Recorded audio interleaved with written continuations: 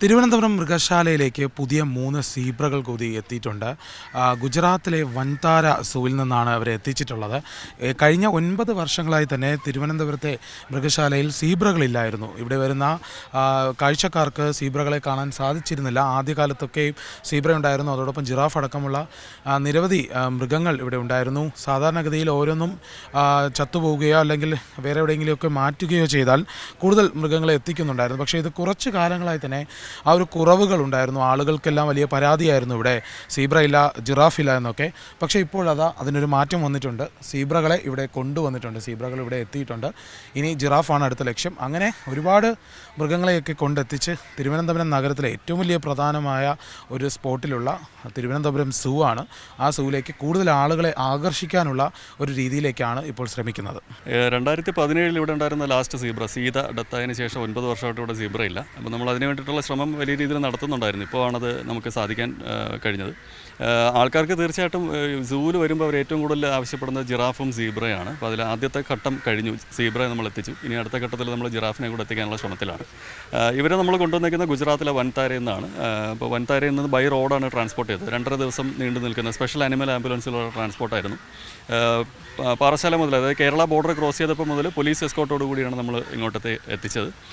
ഇവർ വന്നതിന് ശേഷം ഇവിടെ നിന്ന് അക്ലിമറ്റൈസ് ചെയ്യാനായിട്ട് ഒരു കുറച്ച് സമയമെടുത്ത് പിന്നെ പെട്ടെന്ന് തന്നെ ഈ സാഹചര്യങ്ങളോട് പൊരുത്തപ്പെട്ടു. ഇപ്പോൾ നല്ല രീതിയിൽ വളരെ ഹെൽത്തി ആയിട്ട് നിൽക്കും. മെഡിക്കൽ എന്ന പരിപാടി നമ്മൾ വൈൽഡ് ലൈഫിൽ ചിന്തിക്കുന്നേ ഇല്ല. കാരണം ഇംപ്രിൻറ്റിംഗ് എന്ന് തന്നെ പറയാം. നമ്മളൊരു അനിമലിനെ അങ്ങനെ ശീലിപ്പിച്ചെടുക്കുന്ന സാധ്യതകളോട് നമ്മൾ സൂ സിറ്റുവേഷനിൽ പ്രാക്ടീസ് ചെയ്യാറില്ല. ഇവരെ നമ്മൾ മെഡിക്കൽ എന്നതുകൊണ്ട് ഉദ്ദേശിക്കുന്നത്, അക്ലിമറ്റൈസേഷൻ എന്നതുകൊണ്ട് ഉദ്ദേശിക്കുന്നത് സാഹചര്യങ്ങളോട് പൊരുത്തപ്പെടാൻ, അതായത് ഇവിടെയുള്ള തീറ്റ, ഇവിടെയുള്ള ആംബിയൻസിനോട് പൊരുത്തപ്പെടുന്നതിനായിട്ടുള്ള കാര്യങ്ങളാണ് ചെയ്യുന്നത്.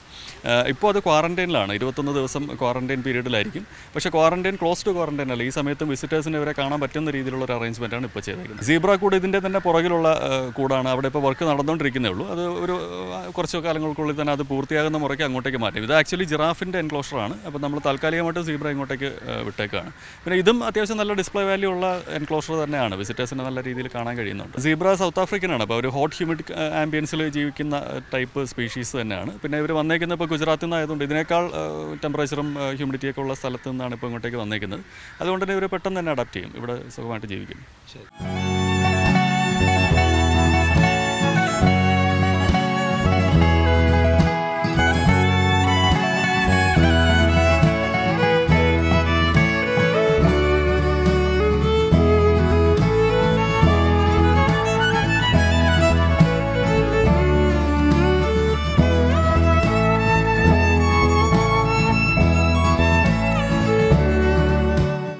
തിരുവനന്തപുരം മൃഗശാലയിൽ നിന്നും ക്യാമറമാൻ PV രഞ്ജിത്തിനൊപ്പം വിഷ്ണു കരുണാകരൻ, സി മലയാളം ന്യൂസ്.